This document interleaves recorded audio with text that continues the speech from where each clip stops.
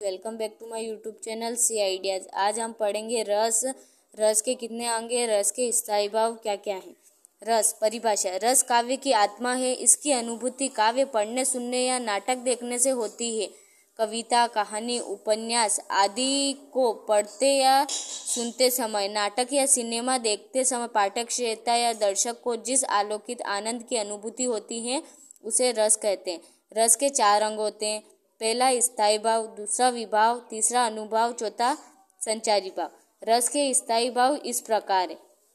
रस उनके स्थायी भाव। श्रृंगार का स्थायी भाव है रति, हास्य का हास, रौद्र का क्रोध, भयानक का भय, वीर का उत्साह, अद्भुत का विस्मय, आश्चर्य, करुण का शोक, करुणा, विभत्स का है जुगुप्सा, घृणा, शांत का है निर्वेद, वात्सल्य का है वात्सल।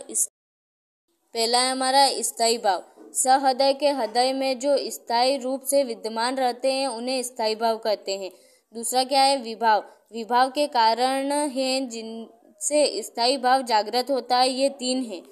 अब ये विभाव के भी 3 हैं। पहला है आश्रय, आलंबन, उद्दीपन।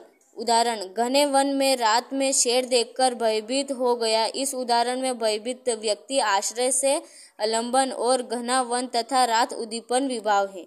तीसरा है अनुभव। आश्रम की चेष्टाओं, हरकतों या क्रियाकलापों को अनुभव करती है। शेर को देखकर गिरगी बंद जाना, भागना, भागने की कोशिश करने पर भी भाग न सकना, पसीना हो जाना आदि अनुभव है। चौथा है संचारी भाव।